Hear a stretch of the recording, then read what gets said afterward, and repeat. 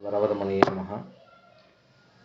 श्रीशैलेशदयापात्रं दीभक्त्यादिगुणार्णवं यतीन्द्रप्रवणं वन्दे रम्यजामातरं मुनिं लक्ष्मीनाथसमारम्भां नाथयामुनमध्यमाम् अस्मदाचार्यपर्यन्तां वन्दे गुरुपरम्परां यो नित्यमच्युतपदाम्बुजे युग्मरुग्मव्यामोदकस्तदितराणि तृणाय मेने अस्मद्गुरोर्भगवतोस्य दैकसिन्धोः रामानुजस्य शरणो शरणं प्रपद्ये।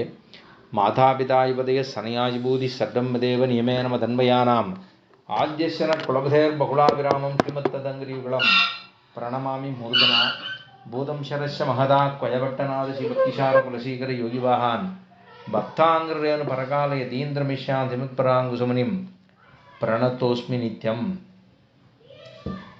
लोकाचार्याय गुरवे कृष्णपादस्य सूनवे संसारभोगि सन्तत्वजीवजीवातमे नमः। लोकाचार्य कृपापात्रं कौण्डिन्यकुलभूषणं समस्तात्मगुणावासं वन्दे कुरकुलोत्तमं। नमः श्रीशैलनाथाय कुन्दीयनगरजन्मने प्रसादलत्तपरमप्राप्तकैङ्कर्यशालिने लोकाचार्यपदाम्बोजराजहंसायुधान्तरं ज्ञानवैराग्यजलधिं वन्दे सौम्यवरं गुरुं। श्रीजिह्वादधीश दासममलमशेष शास्त्रविदं सुन्दरवरगुरु करुणागन्दलित ज्ञानमन्दिरं कलये लोकगुरुं गुरुभिः सह वैपूर्वैः कुरकुलोत्तमदासमुदारां श्रीरङ्गपत्यपि रामवरेशौ दीप्रशयानगुरुञ्च भजेऽहम्। கோதில் உலகாசிரியன் கூரகுலோத்தமதாதர் தீதில் திருமலையாழ்வார் செழுங்குரவை மணவாளர் ஓதுவுகள் திருநாவீருடைய பிரான் தாதருடன் போத மணவாளி முனி பொன்னடிகள் போத்துவனே. வாழி உலகாசிரியன் வாழியவன் மன்னுகுலம் வாழும் உடும்பை என்னும் ஆனகலம் வாழி மணஞ்சூழ்ந்த பேரின்பமல்கு மிகுநல்லார் இணஞ்சூழ்ந்திருக்கும் இருப்பு ஓது முடும்பை உலகாசிரியன் அருளேது மரபாத வெம்பெருமான் நீதி வழுவாச் சிறுநல்லோர் மாமரையோன் பாதந்தொழுவார்க்கு வாராதுயர். श्री काश्यवान् वयवयोनिधि शीतपानं श्री भट्टचित्त कुलनंदन दीपमाद्यां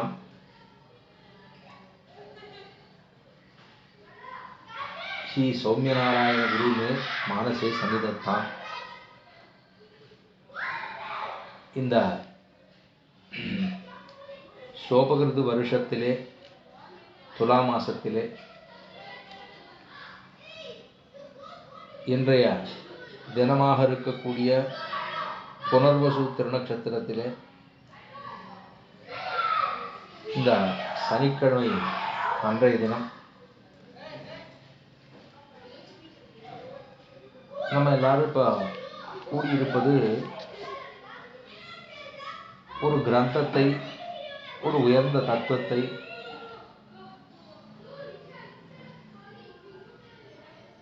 ஒரு ஜீவாத்மா அப்படின்னு சொல்லப்படுகிற புருஷன் என்று சொல்லப்படுகிற நாம் எல்லாம் சித்து வர்க்கங்கள் அப்படின்னு கொள்ளப்படுகிற நாம் அறிந்து கொள்ள வேண்டியதான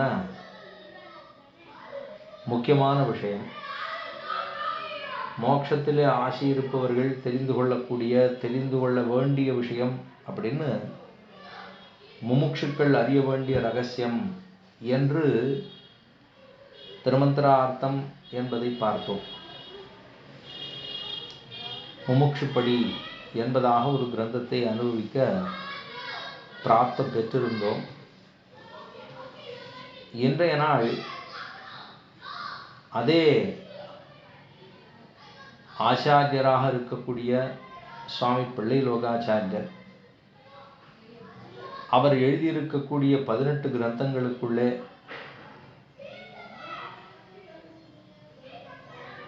அர்த்த பஞ்சகம் அப்படிங்கிற மற்றொரு கிரந்தம்.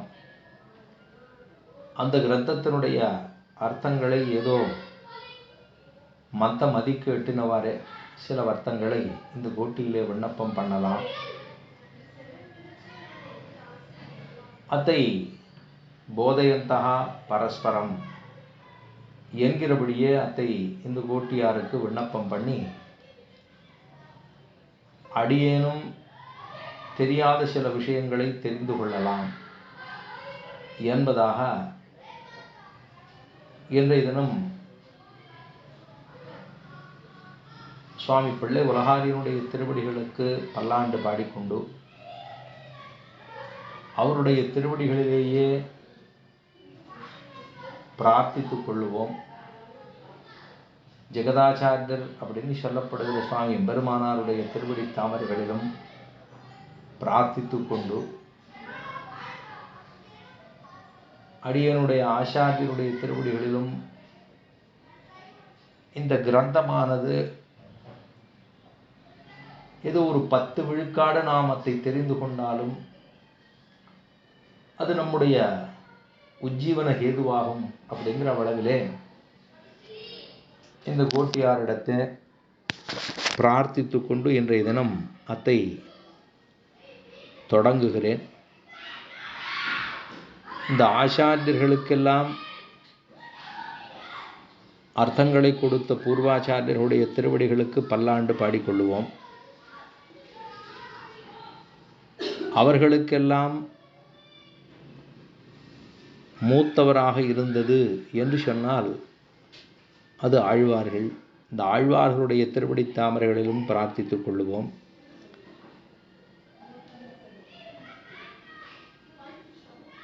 இந்த ஆழ்வார்கள் எல்லாம் எம்பெருமானுடைய திருமேனியிலிருந்து வந்தவர்கள் என்கிறபடியினாலே அவர்களுடைய திருவடிகளுக்கு பல்லாண்டு பாடி அவர்கள் எழுந்தருளி வந்ததான பெருமானுடைய திருவடிகளுக்கும் பிராட்டியினுடைய திருவடிகளுக்கும் பல்லாண்டு பாடிக்கொள்ளுவோம்.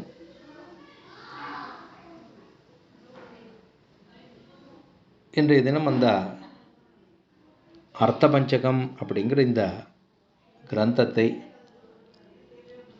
பல நாட்களுக்கு முன்பாகவே இதை சொல்லியிருந்தேன் ஆரம்பிக்கலாம் என்பதாக. இப்போ நமக்கு சரணாகதி கத்தியம் என்ன, ஸ்ரீ ரங்க கத்தியம் என்ன, ஸ்ரீ வைகுண்ட கத்தியம் என்ன, இந்த கத்தியத்திரயமும் ஏதோ ஓரளவு பூர்த்தி ஆனபடியினாலே அதற்கு பிற்பாடு திருநெடுந்தாண்டகத்தை சில காலம் சில ஆண்டுகளத்தை அனுபவிக்க பிராப்தத்தை பெற்றிருந்தோம். மேலும் இன்றைய நாள் தொடக்கமாக இந்த அர்த்த பஞ்சகம் அப்படிங்கிற இந்த கிரந்தம் ரொம்ப ஆனந்தமாக புரிந்து கொள்ளக்கூடிய விஷயங்கள், அனுட்டிக்க வேண்டிய அர்த்தங்கள், தெரிந்த பல விஷயங்களே இருந்தாலும்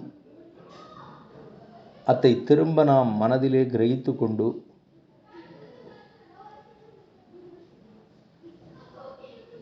அதன் வழி எம்பெருமானை நினைத்து தியானித்து பூஜித்து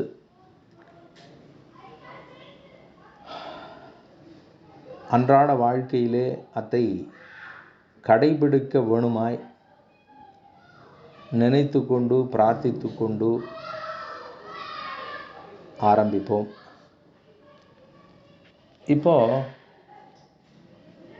முமுட்சுக்கள் அறிய வேண்டியது ரகசியம் அப்படின்னு திருமந்திரார்த்தம், துவயார்த்தம், சரமஸ்லோகார்த்தம் என்று 3 விஷயங்கள் எல்லோருக்கும் தெரிந்தது. அதே போல இப்போ நம்ம தெரிந்து கொள்ள வேண்டியது அர்த்த பஞ்சகம். பஞ்சகம் 5 விஷயங்கள், அர்த்த பஞ்சகம். இந்த 5 விஷயங்களினுடைய அர்த்தங்கள்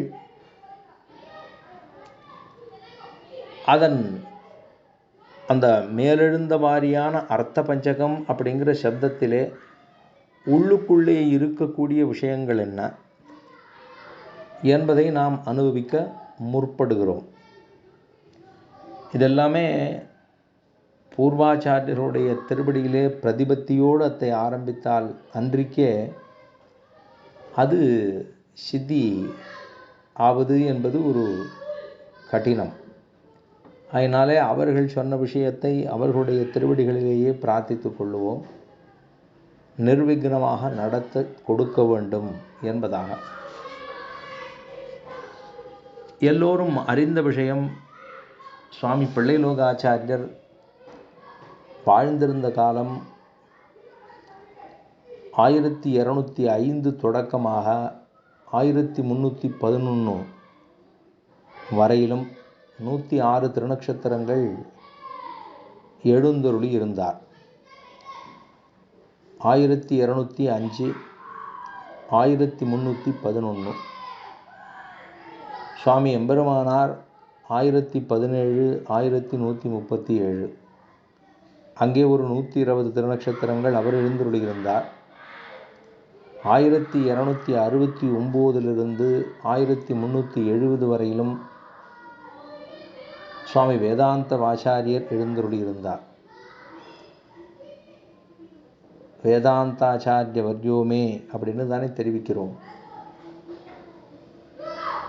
அப்படின்னா சுவாமி பிள்ளை உலகாரியனும் பிள்ளைலோகாச்சாரியரும் சுவாமி வேதாந்த தேசிகனும் ஒரே காலத்திலே எழுந்தருளி இருந்தவர்கள். அவரை விட, அதாவது சுவாமி பிள்ளைலோகாச்சாரியரை விட ஒரு கிட்டத்தட்ட 60 திருநக்ஷத்திரங்கள் இளையவராக எழுந்தருளி இருந்தார் சுவாமி வேதாந்த தேசிகன். துருக்கர்களுடைய படையெடுப்பிலே இவர் ஒரு பக்கமாகவும் அவர் ஒரு பக்கமாகவும், பிரமாணத்தை ரட்சிப்பதற்கு ஒருவராகவும், பிரமேயமாக இருக்கக்கூடிய எம்பெருமானை ரட்சிக்க மற்றொருத்தராகவும் புறப்பட்டு ஸ்ரீரங்கத்திலேயே இல்லாமல் வாழ்ந்தார்கள். அப்படி ஆனமலை, ஆனமுடின்னு சொல்லப்படுகிற ஜோதிஷ்குடிங்கிற ஒரு இடம், மதுரைக்கு பக்கத்திலே இருக்கக்கூடிய மேற்கு தொடர்ச்சி மலையிலே இருக்கக்கூடிய சாரலிலே ஒரு இடம் ஜோதிஷ்குடி என்று ஒரு இடம் உள்ளது, இன்றும் உள்ளது, சந்நிதியும் உள்ளது. அங்கே எழுந்தருளி பெருமானை ஒரு குகையிலே வைத்து ரட்சித்து கொடுத்தார் சுவாமி பிள்ளைலோகாச்சாரியர். அதனால தான் அடியேன் சொல்லுகிற பொழுதெல்லாம், நம்பெருமாளை சிந்து நாம் சேவிக்கிறோமே என்றால் அது சுவாமி பிள்ளையுலகாரியன் காப்பாற்றி ரட்சித்து கொடுத்த எம்பெருமான். அதனாலே அவரை சேவிக்கும்போது இவரையும், இவரை சேவிக்கும்போது அவரையும் நினைவிலே கொள்ள வேண்டும். ஏன்னா சுவாமி பிள்ளை உலகாரி கீழவாசல் வழியாக, வெள்ளகோபுர வாசல் வழியாக மணல் வழியில் அப்படியே இறங்கி அப்படியே இந்த மண்டபம் வழியாக உள்ளே நுழைந்து வந்தோம்னா முதல் சந்நிதினா அதுக்கு முன்னாடி இந்த மண்டபத்துக்குள்ளே ராமர் சந்நிதிலாம் இருக்குது. நான் ஆச்சாரியருடைய சந்நிதின்னு முதல்ல உடையவர் சந்நிதிக்கு போகிறதுக்கு முன்னாடியே இருக்கக்கூடிய இந்த அன்னதான கூட்டம்னு ஒன்று வச்சுருக்கா. மற்றவர்களுக்கெல்லாம் பண்ணுறதான அன்னதான கூட்டம் இருக்குது. அது தாண்டின உடனேவே சுவாமி பிள்ளை உலகாரியன் அவருடைய சந்நிதி உண்டு, பெரிய சந்நிதி. எத்தாப்பில் ஒரு 4 கால் மண்டபம் உண்டு. அங்கே உற்சவாதிகள் கொண்டாடுகிற பொழுது எம்பெருமான் இங்கே எழுந்தருளுவது உண்டு. அப்படி அது தாண்டின உடனே பார்த்தசாரதி எம்பெருமானுடைய சந்நிதி வந்துடும். அவர் தாண்டின உடனே சுவாமி எம்பெருமானாருடைய சந்நிதி. அப்படின்னா அந்த சந்நிதியை போய் சேவிக்கிற பொழுது அங்கே சுவாமி பிள்ளை உலகாரியன் மூலவர் உற்சவர் உண்டு. அவர் திருவாராதனம் பண்ண பெருமாள் சனி திருக்குளத்தில் ஒரு ரங்கநாதரே இருப்பார். அது ஆச்சரியமாக ரங்கநாதரே ஆனால் திருமேனி ரொம்ப ஆகிருதியான திருமேனியோடு உற்சவர்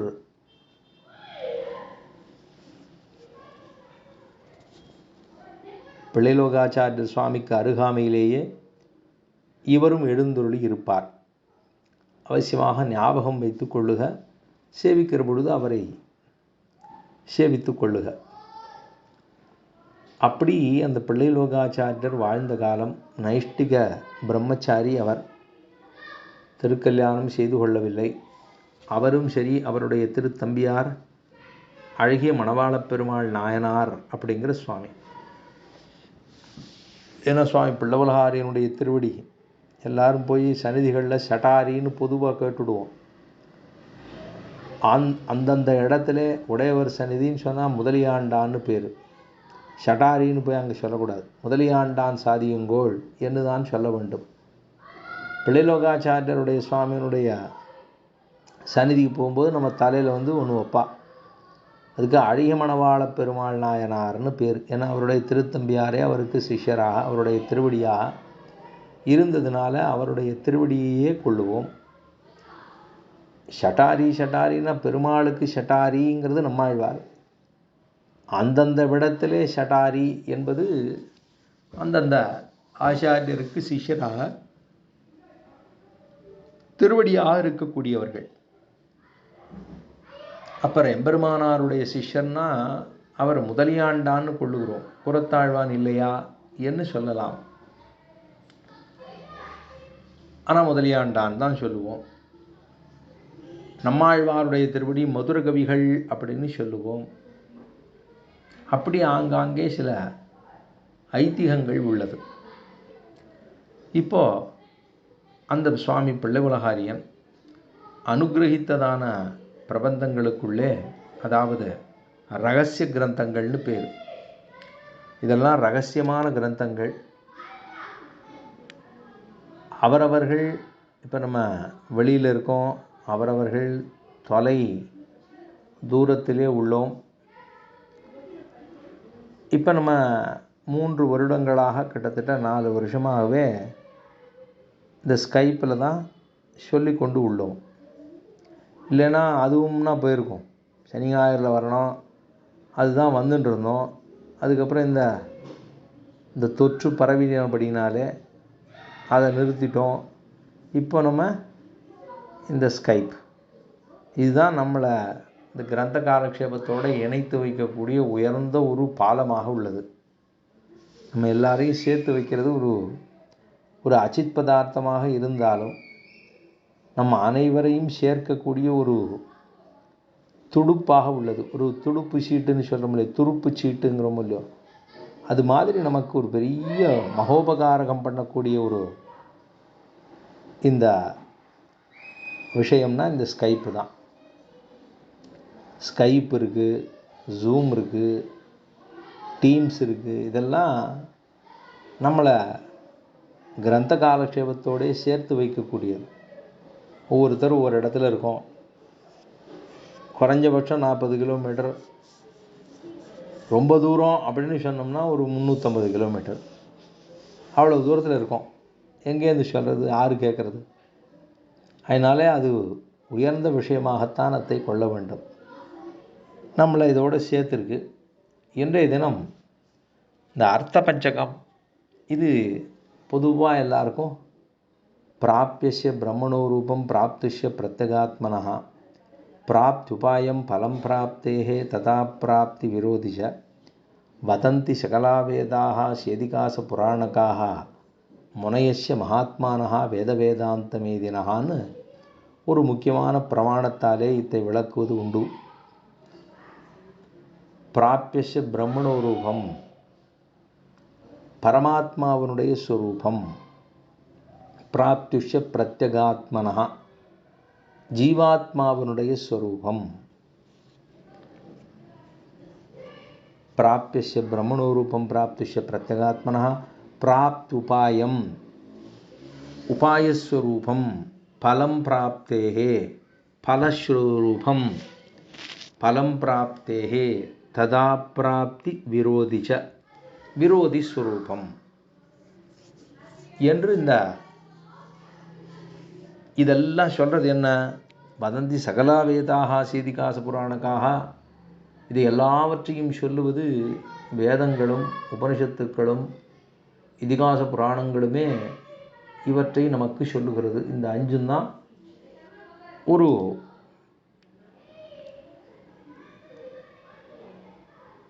ஒரு முமுட்சுவானவன் தெரிந்து கொள்ள வேண்டும். என்னையே நான் தெரிந்து கொள்ளவில்லை. நான் உலகத்திலே ஏதேதோ சொல்லிக் கொடுக்க ஆரம்பிக்கிறேன், ஏதேதோ சொல்லிக் கொள்ளுகிறேன், ஏதேதோ படிக்கிறேன், ஏதேதோ சம்பாதிக்கிறேன். அப்படின்னா வித்யா, அதாவது வித்யான்யா ஷில்ப நைபுணம் அப்படின்னு சொல்லுவார்கள். கர்ம வித்யான்யா ஷில்ப நைபுணம் என்று ஒரு பிரமாண வாக்கியத்திலே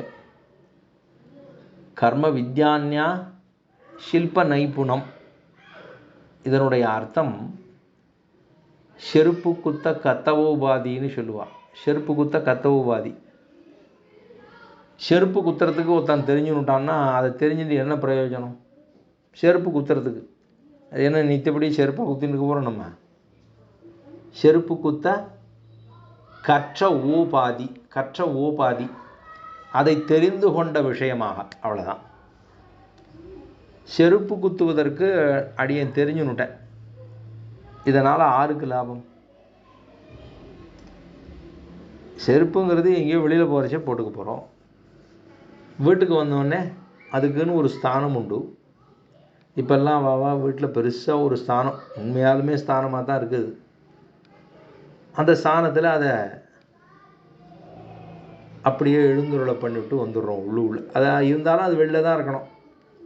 ஏன்னா எங்கெங்கேயோ போகிறோம், அதில் காட்ட லோட்டாதிகள் எப்படியோ போகிறோம், எங்கேயோ போகிறோம், போயிட்டு திரும்பி வரோம். அத்தை வெளியிலேயே விட்டு என்னதான் இருந்தாலும் அது வெளியில் தான் இருக்கணும். வெளியிலே விட்டுட்டு உள்ளே வந்துடுவோம். அப்புறம் கைகாலை சுத்தி பண்ணிட்டு உள்ளே வருவோம். இதெல்லாம் செருப்பு குத்த நான் தெரிந்து கொண்டு விட்டேனேயானால் அதாலே ஆருக்கு என்ன பிரயோஜனம்? அது எப்போ ஒரு தூரம் பிரயோஜனமாக போகிறது. அதை தெரிஞ்சு கொண்டு என்ன பண்ணுறது? அந்த தொழிலாளி பண்ணுறார, செருப்பு குத்துறவரே இருக்கார, அவருக்கே நாள் போல் இருக்கா? இல்லையே. அப்போ அதை தெரிந்து கொண்டால் எந்த விதமான பிரயோஜனமுமே கிடையாது. எப்பயோ ஒரு தடவை கிழிஞ்சு போச்சுன்னா தைக்க போகிறோம், அவ்வளோதான். அதை குத்த தெரிந்து கொண்டு எந்த ஒரு ஆத்மோஜீவனத்துக்கும் அது ஹேதுவாகாது. அதே போலத்தான் கர்மா வித்யான்யா ஷில்ப நைபுணம். அதுதான் எவ்வளவோ விஷயங்களை உலகத்திலே நான் தெரிந்து கொண்டேன். விஞ்ஞானம் படித்தேன், மருத்துவம் படித்தேன், அரசியல் படித்தேன், சாஸ்திரம் அதாவது சரித்திரம் படித்தேன், என்னென்னவோ படித்தேன். ரசாயனம் படித்தேன், பௌதிகம் படித்தேன், கணிதம் படித்தேன். மருத்துவத்திலேயே நிறைய பட்டங்கள் எல்லாம் பெற்றேன். முனைவர் பட்டம் வாங்கிட்டேன். எல்லாம் பண்ணிவிட்டேன். ஆனால் ஒரே ஒரு விஷயத்தை நான் தெரிந்து கொள்ளாமல் போனேன். இந்த உலகத்துக்கே ஆதாரமாக இருக்கக்கூடிய எம்பெருமான், அவன் இருக்கக்கூடிய பரமபதம், அவனை போய் சேர வேண்டியதான வழி, அவனை சேரவட்டாமல் தடுக்கக்கூடிய துரதிர்ஷ்டங்கள், இப்படி என்னை பற்றியே நான் தெரிந்து கொள்ளாமல் போய் உலகத்திலே பல விஷயத்தை நான் தெரிந்து கொண்டு விட்டேனே. ஆனால் அது செருப்பு குத்துவதற்கு சமம், அவ்வளோதான். அப்படித்தான் நானும் வாழ்ந்து கொண்டிருக்கிறேன் அப்படின்னு அர்த்தமாகுது. அப்படி அல்லாமல் இந்த 5 விஷயங்களை பற்றி நாம் அவசியமாக தெரிந்து கொள்ள எத்தனைப்பட வேண்டும், பிரயத்தனப்பட வேண்டும். ஏதோ உயர்ந்த விஷயங்கள் அதனால் இதை நம்ம இந்த 1 மணி நாழி சொல்கிறோம்னா அந்த 1 மணி நாழி இதற்கு முன்பாகவே அந்த நம்ம என்ன வச்சுட்டுருக்கோமோ, கையில் கைத்தொலைபேசி வச்சுருந்தாலும் சரி, இல்லை மடினி அப்படிங்கிற ஒரு யந்திரத்தை வச்சுருந்தாலும் சரி, மடியில் தானே வச்சுக்கிறோம். அப்போ மடினியாக இருந்தாலும் சரி, இல்லை மேசையில் வச்சுக்கிறதா இருந்தாலும் சரி, இந்த கணினியை அதற்கு முன்பாகவே அமர்ந்து கொண்டு காதை நன்றாக தீக்ஷணமாக கொண்டு தீட்டி கொண்டு கேட்கும்படியாக பிரார்த்தித்து கொள்ளுகிறேன். ஏன்னா ஒரு நாள் அப்படின்னு சொன்னோம்னா அது போச்சுன்னா போச்சு. இப்போ அதாவது கேட்கிற பொழுது அதுக்கு ஒரு தனி பெருமை உண்டு. ஏன்னா இந்த மாதிரி விஷயங்கள் எல்லாம் இப்போ ரொம்பவே துரூகமாக போயிட்டு, காலமே அந்த மாதிரி காலம். பல விஷயங்களிலே ஈடுபாடு கொள்ளலாம். உலக விஷயங்களிலே எல்லாரும் நிறைய அதை பண்ணணும் இதை பண்ணணும் நிறைய காரியங்கள், சனி ஞாயிறுனா 1000 காரியங்கள் இருக்குது. அந்த காரியங்களையெல்லாம் ஒன்றுமில்லை அப்படின்னு விட்டுட்டு இதற்கு முன்பாக நமக்கு கேட்கணும். நன்னா விசிராந்தி எடுத்துக்கிற நேரத்தில் ஒரு அமுது பண்ணிவிட்டு ஆஹா அக்கடான்னு படுத்துக்கொள்ள வேண்டிய அந்த நேரத்தில், படுத்துக்கொள்ளணும்னு சொல்லலை, அது இன்னும் சாஸ்திரம் படுத்துக்கணும்னு சொல்லியிருக்குன்னு மாதிரி அடியேன் சொல்லலை.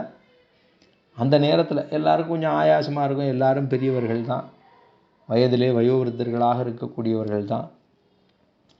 அதனால் நம்ம அந்த நேரத்தில் நம்ம உட்கார்ந்துருக்கோங்கிறதுனால நமக்கு அதுக்கு கொஞ்சம் முடியாது கூட இருக்கலாம். அத்தையும் பொருட்படுத்தாது வந்திருந்து அத்தை கேட்க வேண்டும் அப்படிங்கிற ஆசையோடு வந்திருக்கிறதுனால அத்தை அவசியமாக செவி சாய்க்க வேண்டுமாக பிரார்த்தித்து கொண்டு, இப்போ இதனுடைய அவதாரிகை, ஏன்னா ஒவ்வொரு கிரந்தம்னு சொல்லும்போதே 3 விஷயங்கள், இதுவும் நேத்திக்கு சொன்ன மாதிரியே இது எல்லாரும் தெரிந்து கொள்ள வேண்டும். ஒரு கிரந்தத்தை பற்றி தெரிஞ்சுக்கிறோம் அப்படின்னா 3 விஷயங்கள் நமக்கு ஞாபகம் அவசியமாக வரணும். ஒன்று பக்தாவினுடைய வைலட்சண்யம், 2 பிரபந்தத்தினுடைய வைலட்சண்யம், 3 விஷயத்தினுடைய வைலட்சண்யம். பக்திரு வைலட்சண்யம் என்றும் பிரபந்த வைலட்சண்யம் என்னும் விஷய வைலட்சண்யம் என்றும் 3 விஷயங்களை எழுதி கூட வச்சுடலாம். பக்தா, வக்தா, வக்திரு வைலட்சண்யம், சொன்னவரனுடைய பெருமை தெரிந்து கொண்டிருக்க வேண்டும். யார் சொன்னானே தெரியாமல் போயிடுதுன்னா, அதே போல பிரபந்தத்திலே சொல்லப்பட்டதான விஷயம். அப்போ இந்த கிரந்தத்தினுடைய வைலட்சண்யம் என்ன, அது நம்ம ஓரளவு பார்த்தோம். அதுக்கப்புறம் விஷய வைலட்சண்யம், அந்த கிரந்தத்திலே சொல்லப்பட்ட விஷயம் என்ன. அர்த்த பஞ்சகம்ங்கிறது கிரந்த வைலட்சண்யம், விஷயங்கிறது 5 விஷயங்கள். ஆக இந்த விஷயங்களை பற்றி தெரிந்து கொள்ள வேண்டும் அப்படிங்கிறது தான். அதனால இதில் அர்த்த பஞ்சக அவதாரிகா அப்படின்னு அது 6 ஸ்ரீகோஷம் வைத்து கொண்டிருக்கிறீர்களோ ரொம்ப சந்தோஷம். வைத்து கொள்ளவில்லை என்றால் எங்கே கிடைக்கிறதுன்னு பாருங்கோ. வைத்து கொண்டால் ரொம்பவே சந்தோஷம்.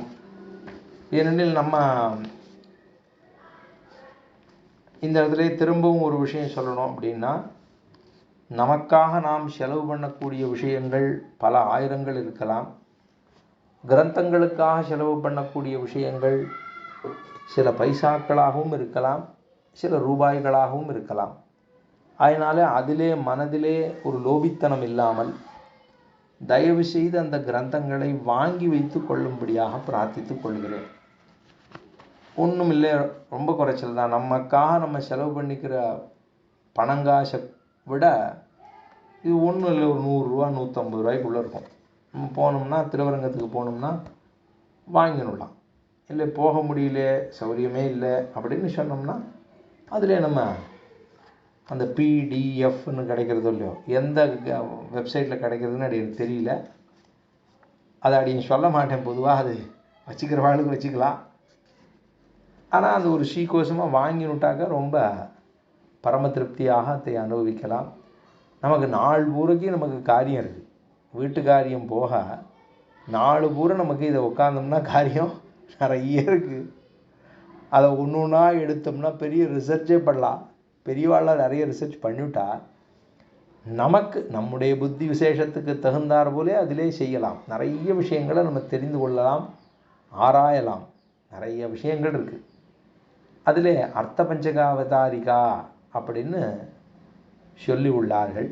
அவதாரிகைங்கிறது ஒரு முன்படி. இது எதுக்காக இந்த விஷயத்தை சொல்கிறோம்? இந்த அவதாரிகை அர்த்த பஞ்சகத்தை என்னத்துக்காக தெரிஞ்சு கொள்ள வேண்டும், இதுக்கு இருக்கக்கூடிய பெருமை என்ன அப்படிங்கிறது தான் அவதாரிகை அப்படின்னு சொல்லுவார்கள். அந்த அவதாரிகையில் ஒரு 2 பக்கம் அப்படியே எழுதியிருப்பா. கடைசியாக பிள்ளைலோகன் ஜீயர் திருவடிகளே சரணம். ஏன்னா பிள்ளைலோகன் ஜீயர் தான் இதுக்கு வியாக்கியானம் அருளி உள்ளார். அதனால அந்த சுவாமியினுடைய திருவடிகளுக்கும் பல்லாண்டு பாடி கொள்ளுவோம். ஏன்னா அவர் சொல்லாமல் அர்த்தம் சொல்லாமல் இருந்தால் நம்ம எத்தை கொண்டு எத்தை தெரிந்து கொள்ள இருக்கோம் இல்லையோ. அதனால் அதை முதலிலே வாசிக்கிறேன். எவ்வளோ கொஞ்சம் கொஞ்சமாக இந்த அவதாரிக்கே எப்படியும் ஒரு 3-4 காலட்சேபமாவது ஆகலாம். அவசியமாக பார்ப்போம். எவ்வளவு ஆறுதோ நிதானமாக அதை தெரிந்து கொள்ளுவோம். இப்போ முதல்ல ஆரம்பிக்கிறேன். ஸ்ரீயப்பதியாய் அகிலகேய பிரத்யநீகத்வ கல்யாணைகதானத்வாதிகளால் ஸ்வேதர சமஸ்த வஸ்து விலக்ஷணனாய் அப்ராகிருதமாய் சுத்த சத்வமயமாய் சாதாரணமாய் புஷ்பஹாச சுகுமாரமாய் புண்ணியகந்தவாசிதானந்ததிகந்தரளாமாய் சர்வாபாசிரமாயிருந்துள்ள திவ்யமங்கள விக்கிரகோபேதனாய் நூபுராதி கிரீட்டாந்தமான திவ்யபூஷண பூஷிதனாய் சங்க சக்கராதி திவ்யாயுததரணாய் நிரதிசியானந்தமயமாய் தேவகண முனி ஜனவாங் மனசா பரிச்சேத்ய பரமவியோமமாகிற ஸ்ரீவைகுண்டத்திலே ஆனந்தமயமான திவ்யாஸ்தான மண்டபத்திலே பெரிய விராட்டியாரும் நாச்சிமாருமுடன் கூடக்கோப்புடைய சிறிய சிம்மாசனத்திலே எழுந்தருளி செங்கோல் செல்ல வீத்திருந்தருளி நித்ய நிர்மல ஞானாதி குணகராய் ஸ்வச்சந்தானுப்ருத்தி ஸ்வரூப ஸ்திதி பிரவர்த்தி பேதராய் அஸ்தான பயசங்கிகளாகிற அயர்வரும் அமரர்களாலே அனவரத பரிச்சர்யமான சரண நளினனாய்க்கொண்டு ஆங்கு செல்லா நிற்க வைத்து சங்கல்பாயத்த ஸ்வரூபஸ்திதி பிரவர்த்தி நிவர்த்திகமான சகல சேதனா சேதனங்களை தனக்கு சேஷமாகத்தான் சுத்த விபூதித்வயைகசேஷியாய் விபுத்வாத் தேசதா பரிச்சேத்தரகிதனாய் நித்ய த்வாத் காலதா பரிச்சேத்தரகிதனாய் ஸ்வேதர சமஸ்தங்களும் தனக்கு பிரகாரங்களாகத்தான் பிரகாரியாய் தனக்கு பிரகாராந்தரமில்லாமையாலே வஸ்துதா பரிச்சேத்தரகிதனுமாய் தத்கத தோஷைரசம்ஸ்பிருஷ்டனாய் ஞானானந்தரூபனாய் சத்தியத்வஜானத்வாதிஸ்வரூப நிரூபக தர்மயுக்தனாய் ஞானபல ஐஸ்வர்யாதி வாத்சல்ய சுவாமித்வ சௌஷீல்யாத்யனந்த கல்யாண குணகண சமூக மகோததியாய் நாராயணாதி திவ்யநாம சகஸ்ரங்களை வாசகங்களாக உடைய சமஸ்தவாச்சனாய் ஸ்ருதி சிரசி விதீப்தமானனாய் ஆக இவ்வனைவத்தாலும் சேதன விசஜாதியனாய் இருந்து வைத்தும் ரட்சகாந்தர முன்னில்தானே சர்வ பிரகார ரக்ஷனாய் இருப்பதை இட்டு ஆசிரித வாத்சல்யத்தாலே மாறி மாறி பல பிறப்பும் பிறந்து என்கிற திருமுகப் பாசுரத்தின்படியே ஜன்ம பரம்பரைகளிலே தோள் மாறிச் சுத்திச்சுடன்னு சம்சார வளர்ச்சின் ஆழங்காலிட்டு சம்சார வளர்ச்சினில் ஆழங்காலிட்டு நித்ய நிமக்னராய் அனர்த்தப்படும் தேவ மனுஷ்யாதிகள் சஜாதியனாக வந்த தன் பரம கிருபாதிசயத்தாலே அவர்கள் உதரபோஷண கிங்கரராய் சம்சரிக்கும் அவ்வோவிடங்களிலே திரு அவதாரங்களப் பண்ணும் சுபாவனாய் அவ்வனந்த அவதாரங்களிலும் உதவப் பெறாத கர்ப்ப நிர்பாக்யருக்கு இழந்தே போகாதபடி கர்ப்ப நிர்பாக்யருக்கு இழந்தே போகாதபடி சமஸ்தா அபராத சகனாய் பத்திர புஷ்பாதிகளாலே ஸ்வாராதனாக கோலி ஆஷ்யதற்கு அத்தியந்த பரதந்திரனா அவர்களிச்சானுகுணமான போஜன சயனாதி சகல பிரவருத்திகள் உடையனாய். அது வரைக்கும் அப்படியே இருக்கட்டும். சகல பிரவருத்திகள் உடையனாய், ஏன்னா இவ்வளவெல்லாம் இப்போ சொல்ல முடியாது அர்த்தம், இருந்தாலும் இருக்கட்டும். ஏன்னா ஆடிய முழுசாக சேவிச்சுட்டே போட்டேன்னு வச்சுக்கோங்களேன், அதுக்கப்புறம் செய்ப்போம், அதுவும் செய்ப்போம். இப்போதைக்கு வரைக்கும் இந்த இரண்டாவது பக்கத்தில் சகல பிரவருத்திகளை உடையனாய் வரைக்கும் இருக்கட்டும். இப்போ எவ்வளவு இதில் அர்த்தத்தை பார்க்க முடியறதோ, ஸ்ரீயப்பதியாய் எல்லாருக்கும் தெரியும். அண்ணா பெரிய எழுத்துல போட்டிருக்கா, ஸ்ரீயப்பதியாய் அப்படின்னு போட்டுட்டா. அப்படின்னா திருமகள் மகாலட்சுமி தாயாரை அவருடைய பதியாக ஸ்ரீயப்பதியாய், பெரிய பிராட்டியாருக்கு பதியாக, திருமகள் கேள்வனாக. அதுதான் பெருமாளுக்கு இருக்கக்கூடிய முதல் அடையாளம். சாஸ்திரம் வேதாந்தம் சொல்லுகின்ற பொழுது அசேஷானா ஜகதா விஷ்ணுபத்னி, அசேஷானா ஜகதா விஷ்ணுபத்னி,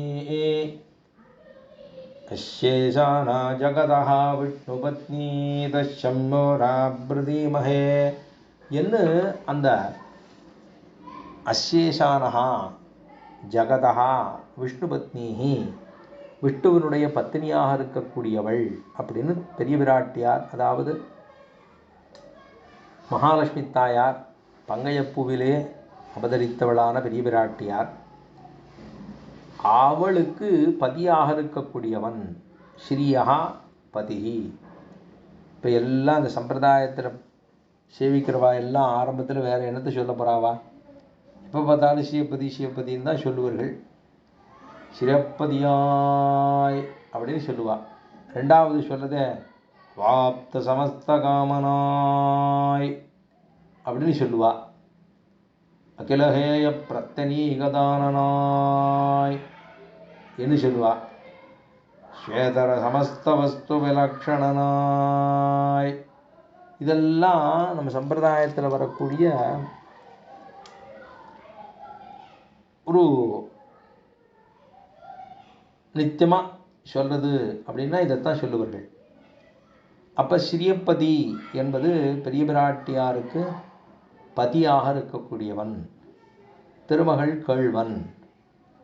அகிலகேய பிரத்யநீகத்துவம் அப்படிங்கிறது எம்பெருமானுக்கு இருக்கக்கூடிய உயர்ந்த விஷயம், வேறு யாருக்கும் இது கிடையாது. தோஷங்கள் எல்லாம் தட்டுப்படாதவன் அர்த்தம். அகில ஹேயங்கள், உலகத்தில் இருக்கக்கூடிய எவ்வளவோ ஹேய பிரதிபடங்கள் இருக்கு. ஹேயம் அப்படின்னா நிறைய தோஷங்கள் இருக்கக்கூடிய இடம், அதுக்கெல்லாம் தட்டு இல்லாமல் இருக்கக்கூடியவனை தான் அகிலஹேய பிரத்யநீகத்துவம். அதுக்கெல்லாம் பிரதிபட தோஷ படங்கள், தோஷங்களுக்கு அப்பாற்பட்டவன் அர்த்தம். அமரநாயகரால் முதல் பாசுரத்திலேயே ஆழ்வார் எத்தனை இடத்துல போட்டார்? அமலன், விமலன், நிமலன், நிர்மலன், இதெல்லாமே தோஷங்களுக்கு அப்பாற்பட்டவன் அர்த்தம். கீழே ஒரு நாள் விண்ணப்பம் பண்ணதான் ஞாபகம். அப்போ ஹேய பிரதிபடங்களுக்கு இவர் தோஷங்களை தட்டாது.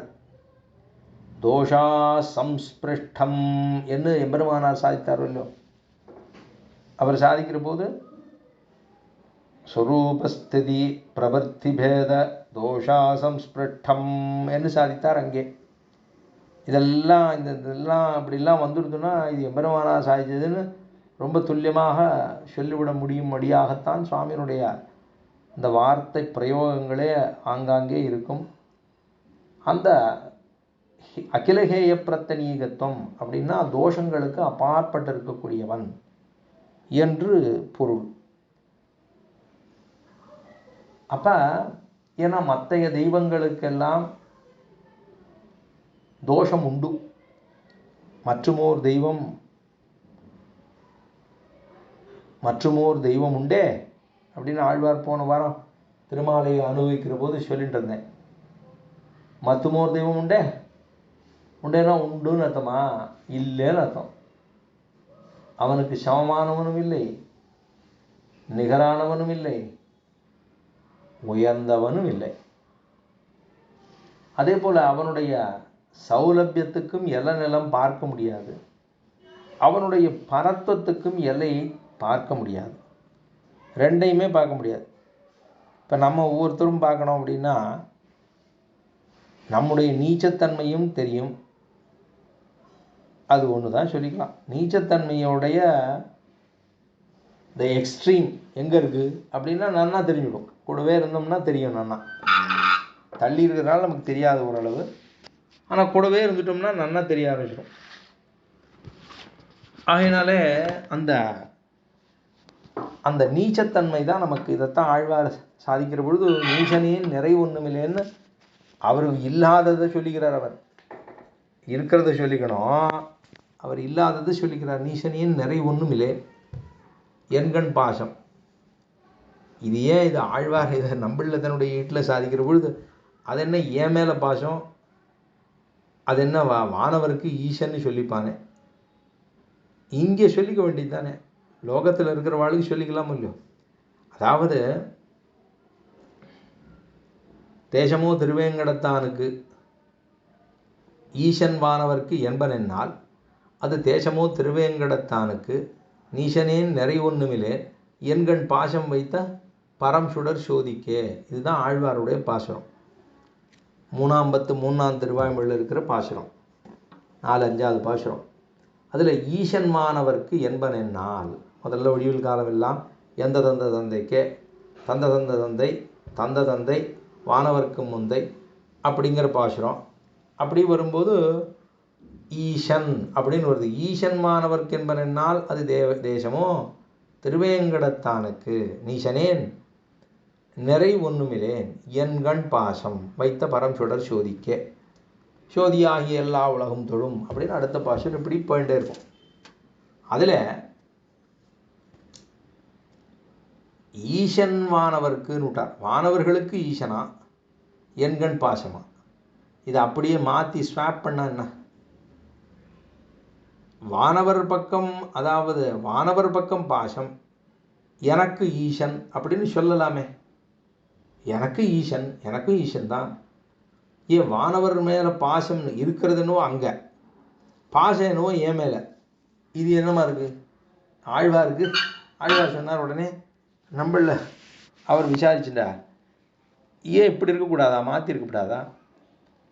ஈசனுக்கு, அதாவது வானவர்களுக்கு வானவர்கள் பக்கத்திலே பாசம், எனக்கு ஈசன் அப்படின்னு இருந்தா என்ன என்று விசாரித்து கொண்டு மேலே அவரே சமாதானம் தெரிவிக்கிறார். ஏன்னா வானவர்களாக இருக்கக்கூடிய நித்தியசூரிகள் எல்லாம் எம்பெருமானை ஈசன் என்று ஒத்துக்கொண்டு விட்டார்கள். நாம் இன்னும் ஒத்துக்கவே இல்லையா. அதனால் என் மேலே பாசம் ஈஸ்வருக்கு வானவருக்கு ஈஸ்வர் விட்டாளா? இப்போ நான் அவரை ஈசன் என்று ஒத்துக்கலையே, ஒத்துண்டா தானே ஈசன் சொல்லணும். வானவர்கள்லாம் ஈசன் ஒத்துனுட்டா எம்பெருமானே, அதனால் ஈசன் வானவருக்கு.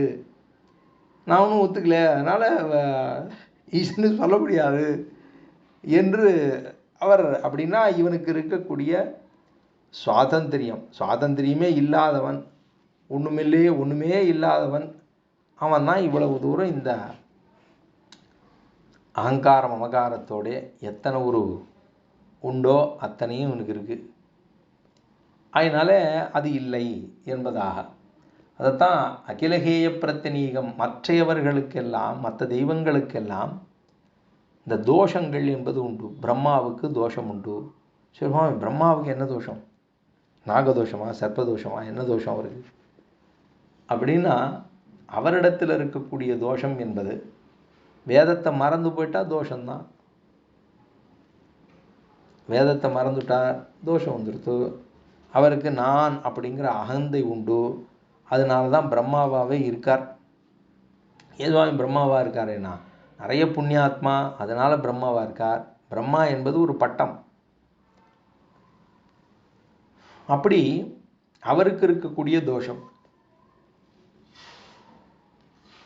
ஆறானும் ஒரு யாகம் பண்ணுற போது தன்னுடைய தர்மபத்தினியை விட்டு விடுவார்களா? விட்டுட்டார். அது அவருக்கு இருக்கக்கூடிய தோஷம். தன்னுடைய பதவியை தக்க வைத்துக் கொள்ள வேண்டும் அப்படிங்கிறதுனாலே தோஷம். சரி, மற்ற சிவபெருமானுக்கு என்ன தோஷம் என்னால் அவருக்கு கபாலித்துவம் என்ன, பிரம்மாவனுடைய தலையே கொய்தபடியினாலே அவருக்கு இருக்கக்கூடிய தோஷம்.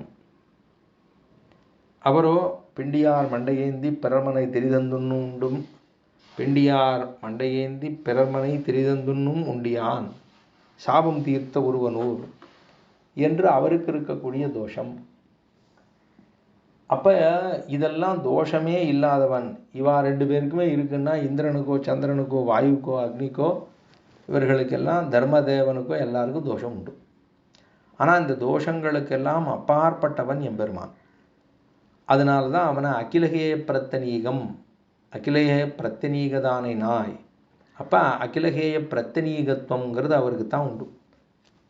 தோஷ பிரதிபடன் அப்படிங்கிறதை மனதிலே கொள்ள வேண்டும். இது எங்கே சொன்னாலும் அகிலகேய பிரத்தனீகத்துவம் அப்படின்னா நமக்கு சட்ட ஞாபகம் வரணும். அமலனாய்வரான் அமலன் விமலன் நிமலன் நின்மலன்.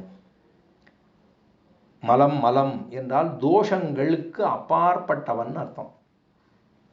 சரி, அமலன். சரி, அடுத்தது கல்யாணைக தானத்வாதிகளால். கல்யாணைக தானத்வாதிகள் அப்போ கல்யாணைக தானத்வாதிகள்னா எம்பெருமானுக்கு இருக்கக்கூடியதான குணங்கள். கல்யாணைக தானத்துவம் அப்படின்னா அவனுக்கு இருக்கக்கூடிய உயர்ந்த குணங்கள். அந்த குணங்களுக்கு அந்த குணங்கள்லாம் சாதாரண குணங்கள் அல்ல, அது கல்யாண குணங்கள். நம்ம எல்லாம் சொல்லும்போது நம்மளை வேறு என்ன சொல்கிற போது தம்பதிகள்னு தான் சொல்லுவாள். திவ்ய தம்பதிகள்னால் யாரையுமே சொல்ல முடியாது. சும்மா வெளியில் ஆனால் இவா ஒன்று ஆங்கிலத்தில் எதையோ ஒரு வார்த்தை சொல்லிட்டு இருக்கோம், கோணைமானேன்னு ஏதோ ஒன்று சொல்கிறோம், அது கிடக்கட்டும். இருந்தாலும் அப்படிலாம் ஒன்றும் அப்படி இவர் நினைப்பதை அவரோ அவள் நினைப்பதை இவரோ அப்படிலாம் இந்த லோகத்திலலாம் யாரும் செஞ்சுடுறதெல்லாம் இல்லை. கொடுக்காத தன்மையிலே ஒருமித்த மனத்தோடு வேணால் இருக்கலாமே தவிர கொடுக்கிற மனதிலே ஒருமித்த மனதோடெல்லாம் இருக்கிறதெல்லாம் ரொம்ப துரூகம், துர்லபம். அப்படிலாம் நினைக்கக்கூடிய சுபாவம் படைத்தவர்களே இந்த லோகத்தில் இருப்பவர்கள் அல்லர்கள். கொஞ்சம் தோஷங்கள் இருக்கத்தானே இருக்குது, யாருக்கும் உண்டு. எல்லாருக்கும் சொல்கிறது ரொம்ப எளிசு, ஆனால் செய்கிறது தான் ரொம்ப கஷ்டம். சொல்லுதல் யாருக்கும் எளிய அறியவாம் சொல்லிய வண்ணம் செயல். தமிழில் சொல்கிறோமோ இல்லையோ, சொல்லுதல் யாருக்கும் எளிய அறியவாம். எல்லாருக்கும் வாயை திறந்தா எல்லாருக்கும் நிறைய விட்டு இலவசமாக கிடைச்சிடும். எல்லாருக்கும் உபதேசம் நிறைய கொடுத்துடலாம். ஆனால் அதை நிறைவேற்றுவது, நடைமுறையிலே கொண்டு வருவதுங்கிறது கடினம். இப்போ இருக்கிறது எல்லாருக்கும் லோகத்தில் இருக்கவர்களை தம்பதிகள் என்று சொல்லலாமே தவிர திவ்ய தம்பதிகள் என்னால் அது பெரிய பிராட்டியாரும் பெரிய பெருமாளும் நம்பெருமாளும் ஸ்ரீரங்கநாச்சி தாயாரும் அப்படி இருக்கக்கூடிய பெருந்தேவி தாயாரும் தேவப்பெருமாளும் அதே போல் அருள்மயமங்க தாயாரும் திருவேங்கடமுடையாரும் எதுகிரிநாச்சியாரும் செல்லப்பிள்ளையும் இப்படின்னு வேணால் சொல்லலாம். திவ்ய தேசங்களிலே இருக்கக்கூடியதான செங்கமலவல்லி தாயாரும் திருவள்ளரி புண்டரீகாட்சனும் அப்படின்னு வேணால் சொல்லிக்கலாம். இதை விட நம்மளெல்லாம் சொல்ல முடியாது, அவர்களை மட்டும்தான் சொல்ல முடியும். கல்யாண குணங்களுக்கு இருப்பிடமாக அதான் கல்யாண குணைக தானத்வம், கல்யாணீக தானத்வாதிகளால். கல்யாண குணங்களினாலே நிறைந்து அப்படின்னு அர்த்தம். ஸ்வேதர சமஸ்த வஸ்து விலக்ஷணனாய், ஸ்வேதர சமஸ்த வஸ்து விலக்ஷணன் அப்படின்னு பேர். அப்படின்னா தன்னை காட்டிலும், எல்லாவற்றை காட்டிலும், உலகத்தில் எவ்வளவோ வஸ்துக்கள் இருக்கு, அவன் எப்படி இருக்கான்னா தனித்து இருக்கான். நேத்திக்கே விண்ணம் பண்ண, இந்த கையில் இருக்கக்கூடிய 5 விரல்கள் பரமாத்மாங்கிறது இந்த கட்டவரலை போலே, கட்டவரலை போலேன்னு சொல்கிற உடனே நமக்கு நேரடியாக அதை எடுத்துக்கொள்வ ஒரு உதாரணமாக சொல்லப்படுகிறது. தனியாக இருக்கு பாருங்க, மித்த விரல்கள் எல்லாம் சேரும், இது ஒன்றா சேருமா? தனியாக இருக்கு பாருங்க. கையை விரிச்சோம்னா தனியாக தான் இருக்கும். அப்போ ஸ்வேதர வஸ்து ஸ்வேதர சமஸ்த வஸ்துன்னா, சமஸ்த வஸ்து, வஸ்துன்னா எல்லா பொருள்கள், சமஸ்த வஸ்துனா எல்லா பொருள்களும். ஸ்வேதர அப்படின்னா தனித்துன்னு அர்த்தம். தனித்து வேறாக இருக்கக்கூடிய, வேர்னா ரூட் இல்லை, வேர்னா தனியாக இருக்கிறது. தனித்து வேறாக, தன்னை தவிர மற்ற விஷயங்கள்லாம் தனித்து இருக்கிறது போலவும், உலகத்தில் இருக்கக்கூடிய எல்லா பொருள்களை காட்டிலும் தனித்து. இது ஆழ்வார் சொல்லுகிற பொழுது தனியன் பிறப்பில் இதன்னைன்னு தெரிவித்தார். தனியன், அவன் தனி, அதுதான் ஸ்வேதர சமஸ்த வஸ்து விலக்ஷணம். தனியாக இருக்கார் எம்பெருமான். அவனுக்கு மிக்காரும் இல்லை, ஒப்பாரும் இல்லை, அவனுக்கு மேம்பட்டவனும் கிடையாது, சமமானவும் கிடையாது. அப்படி இருக்கிற எம்பெருமானை அவன் பிறப்பிலின்னு வேற சொல்கிறோம். இல்லாதவன், இல்லாதவன் சொல்கிற போதே அவர்கிட்ட வண்டி காடி இல்லை சுவாமி, அவரிடத்துல மனை இல்லை சுவாமி, அவரிடத்துல மனைவி இல்லை சுவாமி, அவரிடத்துல ஏதோ இல்லை சுவாமி, வண்டி இல்லை, காடி இல்லை, எல்லாம் இல்லைன்னு சொன்னோம்னா அதெல்லாம் தாழ்ச்சி. ஆனால் இங்கே பிறப்பு இலி அப்படின்னு விட்டார். பிறப்பிலின்னு சொல்கிற போது, ஓ அப்படியா, பிறப்பே இல்லையா அப்படின்னம்னா அதுதான் தாழ்ச்சி. நம்ம எல்லாருக்கும் பிறப்பு உண்டு, ஆனால் எம்பெருமான் மட்டும் பிறப்பு என்பதே இல்லாதவன். அப்போ தனியன் பிறப்பிலின்னு ஆழ்வார்த்தல் சொன்னது ஸ்வேதர சமஸ்த வஸ்து விலக்ஷணனாய், எல்லாவற்றை காட்டிலும் தனித்து இருக்கிறான், தனி ஒருவனாக இருக்கிறான், எல்லாத்துலேயும் இருக்கான், ஆனால் தனிச்சிருக்கான், வேறுபட்டு இருக்கிறான்.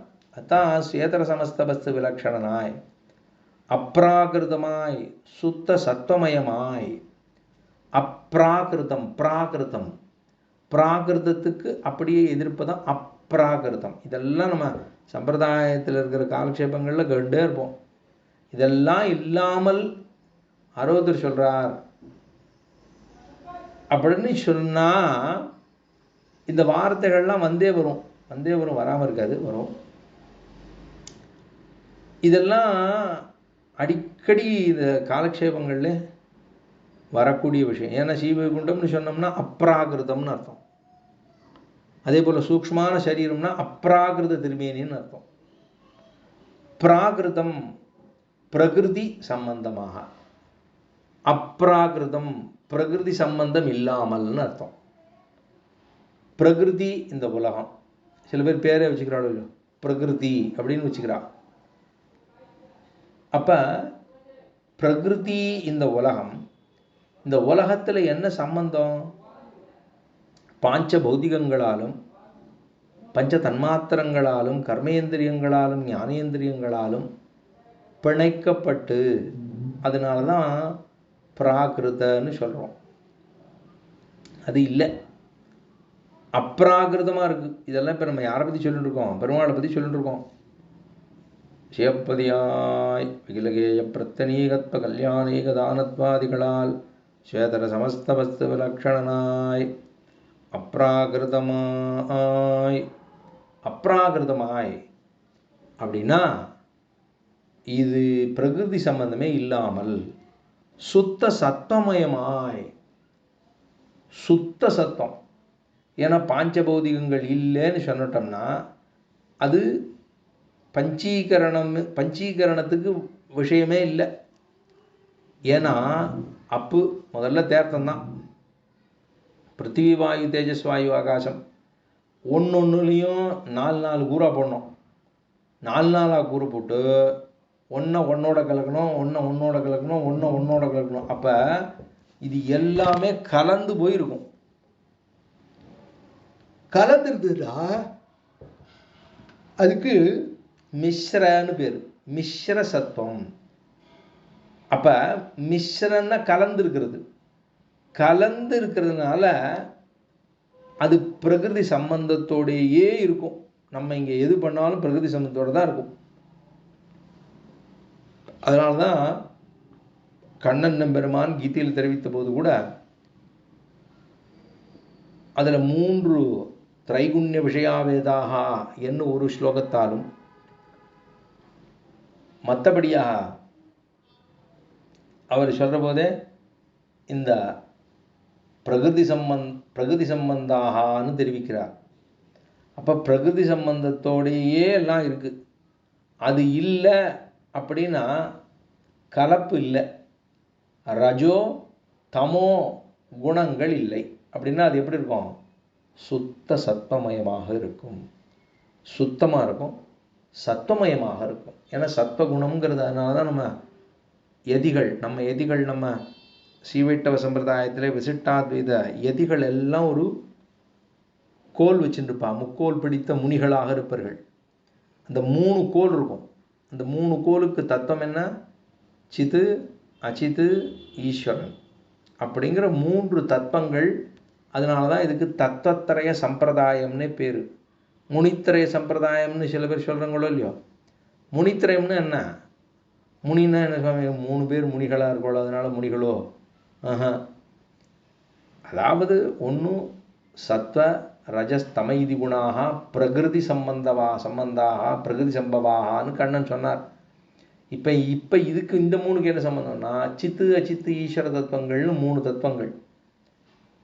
அப்போ அதில் சுத்த சத்துவம்னு சொன்னால் அதிலே ரஜோ இல்லாமல் தமோ இல்லாமல் சத்துவம் மட்டுமே இருக்கக்கூடிய அது. அப்படி இருந்ததுன்னா அதுக்கு பேர் என்ன? அப்ராகிருதமாக இருக்குது.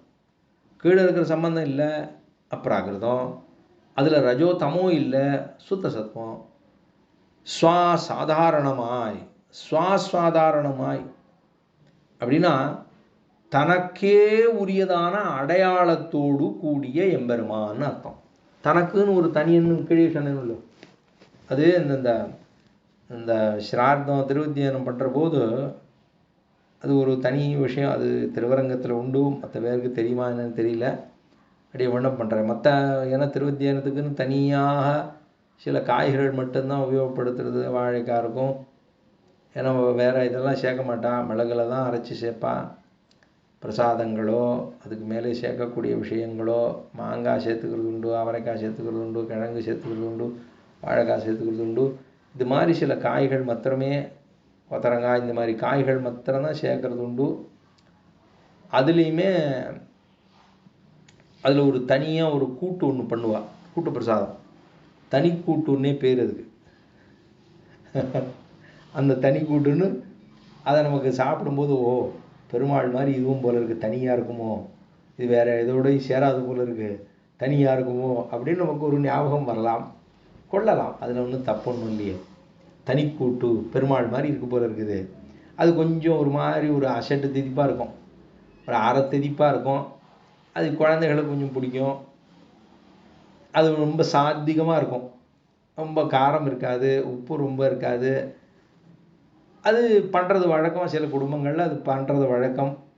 தனிக்கூட்டு அப்படின்னு சொல்லுவார்கள். அப்போ இந்த கூட்டுக்கும் இங்கேயும் ஒன்றும் சம்மந்தம் இல்லை. அது தனித்து இருக்குங்கிறதுக்காக அப்படியே சொல்ல வந்தேன். எம்பெருமான் தனித்து இருக்கான். அது மாதிரி இங்கே சுவாசாதாரணமாய் அப்படின்னா தனக்குன்னு இருக்கக்கூடிய ஐடென்டிட்டி, தனித்தன்மை. எம்பெருமான்னு சொல்கிறவன் தனித்தன்மை, தனக்குன்னு ஒரு பாணி, அந்த தனக்குன்னு இருக்கக்கூடிய உரிய அடையாளத்தோடு இருக்கக்கூடிய எம்பெருமானுடைய திருவுரு இருக்கோ இல்லையோ, அந்த திருமேனியை தான் சுவாசாதாரணமாய் மேலே சொல்கிறார். புஷ்பஹாச சுகுமாரமாய், புஷ்பஹாசம், ஹாசம் சிரிப்பு, புஷ்பஹாசம் புஷ்பத்தை போல சிரிக்கிறார். அவருடைய திருமேனி புஷ்பஹாசமாக, அந்த திருமேனியில் இருக்கக்கூடிய அந்த திருமுக மண்டலத்தில் அதை பார்க்குற போது சிரிப்பார், அப்படி சிரிப்பார், நம்மட்டு சிரிப்பார். எம்பெருமானாரை பார்த்து சிரிச்சிருக்கார், அந்த சிரிப்புக்கு தனி அர்த்தம். நம்மளை பார்த்து சிரிப்பார், அதுக்கு தனி அர்த்தம். எம்பெருமானார் பூர்வாச்சாரர்களை பார்த்துருப்பார், அவள்லாம் போய் சேவிச்சிருப்பாள் இல்லையோ, சேவிக்கிற போதும் பெருமாள் இதே மாதிரி தான் இருந்திருப்பார். அந்த சிரிப்புக்கு அர்த்தம் வேறு. ஓ, இவ்வளவெல்லாம் உன்னை இந்த உலகத்தில் படைத்ததற்கு இத்தனை கைங்கரங்கள்லாம் பண்ணி நம்மளையெல்லாம், நம்மையும் நம்முடைய அவதாரத்தையும் நம்முடைய ரகசியத்தையும் நம்மளுக்கு இருக்கக்கூடிய பரம வியோமத்தையும் பற்றி இந்த உலகத்துக்கு சொல்லி நிறைய பேர் திருத்தினீரா அப்படின்னு சொல்லி ஒரு சுகுமாரமாக ஒரு சிரிப்பர். புஷ்பஹாச சுகுமாரமாக சிரித்திருப்பர்.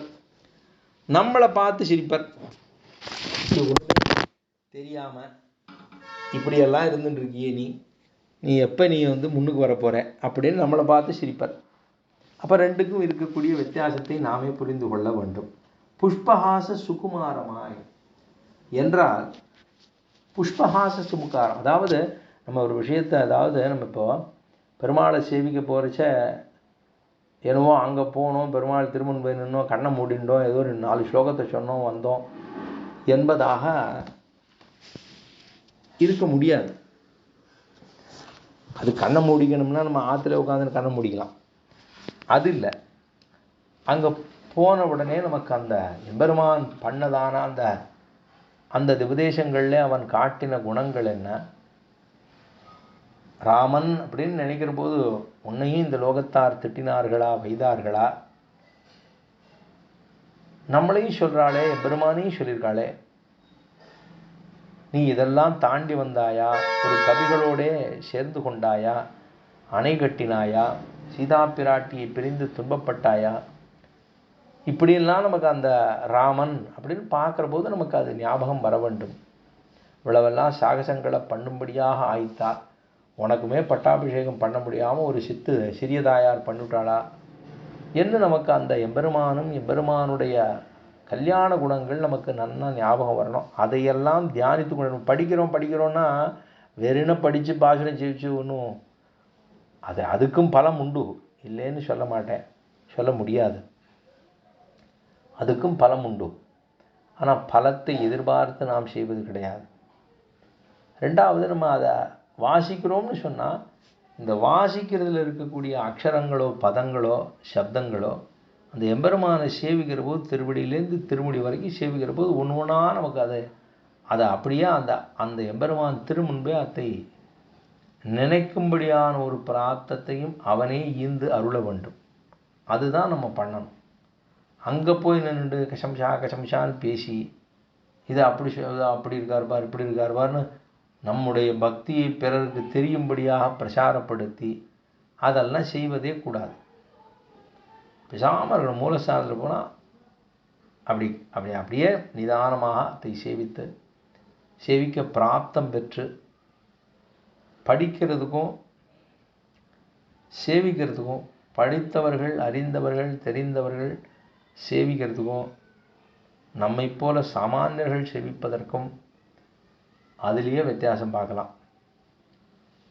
அப்போ நம்ம இந்த மாதிரி காலக்ஷேபங்களை கேட்கிறோம்னு சொன்னால் நமக்குன்னு ஒரு தனித்தன்மை இருக்க வேண்டும். அந்த தனித்தன்மை ஒரு பப்ளிக் இடத்துக்கு போகிறோம், ஒரு 4 பேர் இருக்கிற இடத்துல இருக்கணும்னா நமக்குன்னு அந்த பார்த்தா நம்மளை பார்க்குற போதே அவளுக்கு தோணணும், இவர்களிடத்துல கொஞ்சம் நம்ம ஜாக்கிரதையாக பேசணும் போல இருக்கே அப்படின்னு நம்மளை பார்த்த உடனே தோற்றும்படியாக நாம் நடந்து கொள்ள வேண்டும். நம்முடைய தோற்றத்திலே அது தோற்ற வேண்டும். கேட்குறேன்னு ஏதோ பேசுறது, ஏதோ சொல்கிறது செய்வது கூடாது. ஏன்னா நமக்கு தான் பேச தெரியுங்கிறதுக்காக நம்ம பேசினால் ஆகுமா? அதுக்கு பதில் சொல்கிறதுக்கு எத்தனை நாழி ஆகும்? எல்லாரும் சொல்லலாம், அதை பற்றி இல்லை. நாம் அவ்விடத்திலே எப்படி நடந்து கொள்ளுகிறோம் என்பது தான் அங்கே முக்கியம். எதுக்காக சொல்ல வந்தேன்?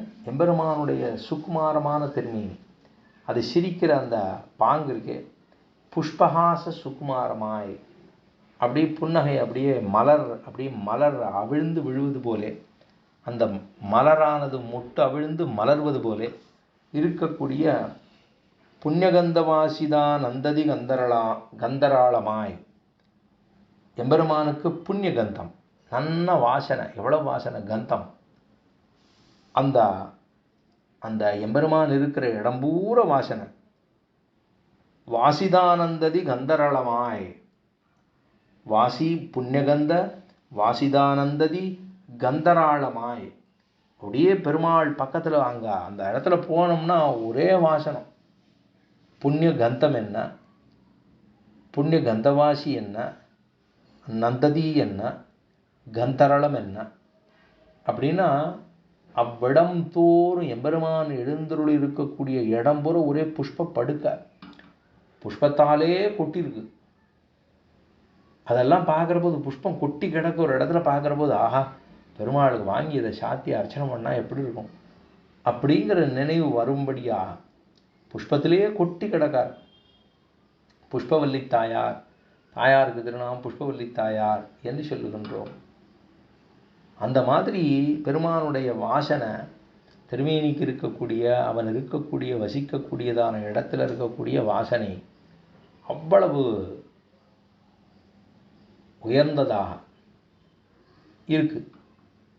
அதைத்தான் புண்ணியகந்தவாசிதா நந்ததி கந்தராளமாக என்று சொல்லுகின்றோம். மேலே அதாவது மற்றொரு இடம் சர்வகந்தா சர்வரசகான்னு ஒரு உபனிஷத் வாக்கியம். சர்வகந்தம், சர்வகந்தம்னா உலகத்தில் இருக்கக்கூடிய கந்தம், இந்த வாசனை இருக்கோ இல்லையோ, ரசம் அதனுடைய சுவை இருக்கோ இல்லையோ. தீர்த்தத்துக்கு ஒரு சுவை உண்டு, பானகத்துக்கு ஒரு சுவை உண்டு, எலுமிச்சம்பழத்தை புழிஞ்சா ஒரு சுவை உண்டு, தயிர் எடுத்தால் ஒரு சுவை உண்டு, மோரா கரைச்சா ஒரு சுவை உண்டு, அதே போல் பாகக்காயை புழிஞ்சோம்னா ஒரு சுவை உண்டு. இந்த சுவையெல்லாம் எங்கேருந்து வந்ததுன்னா சர்வத்துக்கும் ரசமான எம்பெருமானிடத்திலிருந்து வந்தது அத்தனையும். அதனால தான் எல்லாற்றுக்குள்ளும் சர்வ வியாபின்னு பெருமாளை சொல்லுகிறோம். எல்லா இடத்துலேருந்து அவர் இருக்கார்.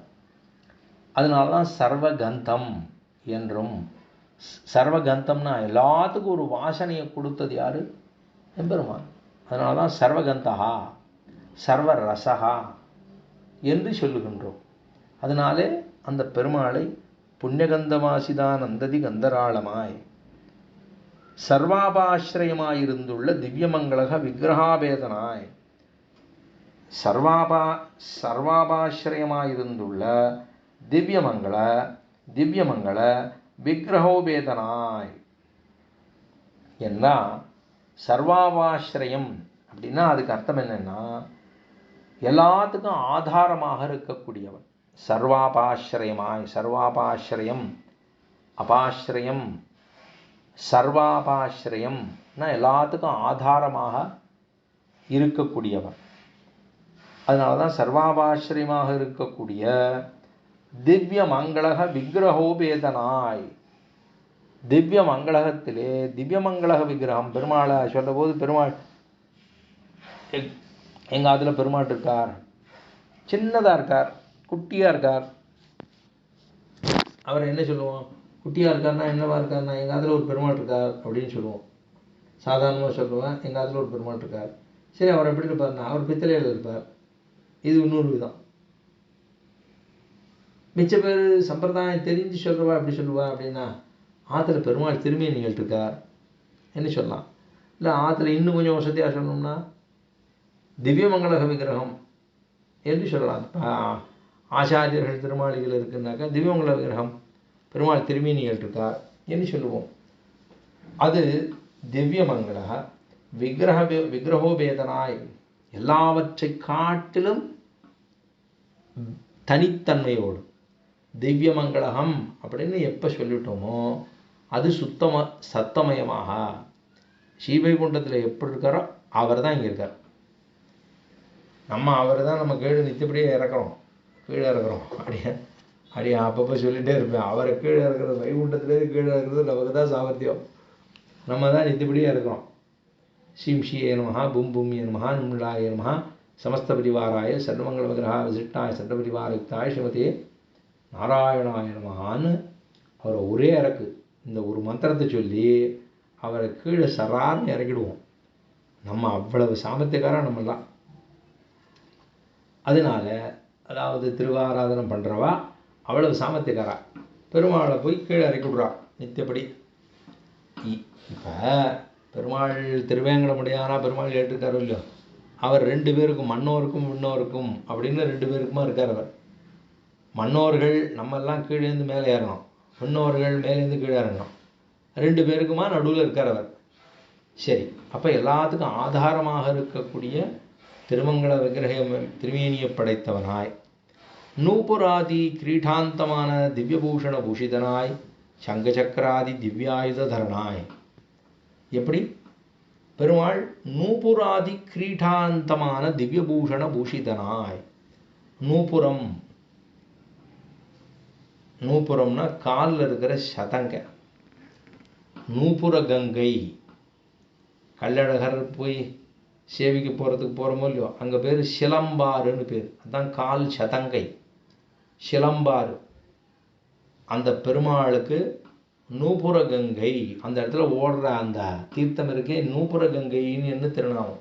பெருமாளுக்கு ஒரு நாள் அங்கே மலை குகையில் எழுந்துருளை பண்ணி ஒரு துவாதசி அன்று அவருக்கு ஆச்சரியமாக அங்கே திருமஞ்சனாதிகளை கண்டருளி, பெருமாள் மேலேருந்து மலையிலேருந்து தீர்த்தம் வந்து அந்த பெருமாள் மேலே விழுந்து அதுக்கு கீழே பக்தர்கள் எல்லாம் கூட எழுந்துருளி அந்த தீர்த்தத்திலேயே அனுபவிக்கும்படியான ஒரு பிராப்தம் கூட கிடைக்கலாம். அந்த இடம் நூபுர கங்கைன்னு பேர்.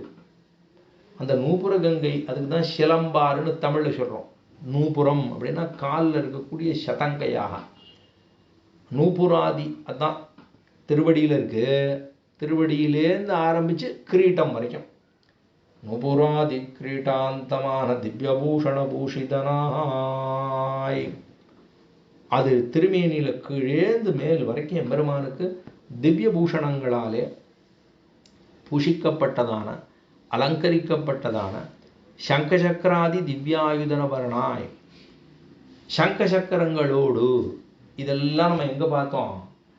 வைகுண்ட கத்தியத்தில் பார்த்தோம். நிறைய வைகுண்ட கத்தியத்தில் நிறைய பார்த்தோம். அது அடுத்த காலக்ஷேபத்திலே என்ன என்பதை இத்தோடு சேர்த்து விண்ணப்பம் பண்ணுகிறேன். நூபுராதி கிரீட்டாந்தமான திவ்யபூஷண பூஷிதனாய் சங்கசக்கராதி திவ்யாயுதரனாய் என்கிற வரைக்கும் இன்றைய தினத்திலே இருக்கட்டும். மேலே சொல்ல வேண்டிய அர்த்தங்களை அடுத்த வாரம் இருப்பதற்கு பிரசக்தி இராது. அதனால் அதுக்கு அடுத்த வாரத்திலே அத்தை அனுபவிக்கலாம் என்று சொல்லி சுவாமி பிள்ளை உலகாரியினுடைய திருவடிகளுக்கு பல்லாண்டு பாடிக்கொண்டு, ஸ்ரோதாக்களினுடைய திருவடிகளுக்கும் பல்லாண்டு பாடிக்கொண்டு, பிள்ளலோகஞ்சியருடைய திருவடிகளுக்கும் பல்லாண்டு பாடிக்கொண்டு, பிள்ளலோகாச்சாரியருடைய திருவடிகளுக்கும் பல்லாண்டு பாடிக்கொண்டு, அடியனுடைய ஆச்சாரியருடைய திருவடிகளுக்கும் பல்லாண்டு பாடிக்கொண்டு அமைகிறேன். வாசக தோஷா க்ஷந்தவ்யா. வாசக தோஷத்தை பொறுக்கும்படியாக பிரார்த்தித்துக் கொள்ளுகிறேன். ஸ்ரீமதே ரமஜாமாத்ரு முனீந்திரா மகாத்மனே ஸ்ரீ ரங்கவாசினே பூயாத் நித்யஸ்ரீர் நித்யமங்கலம்.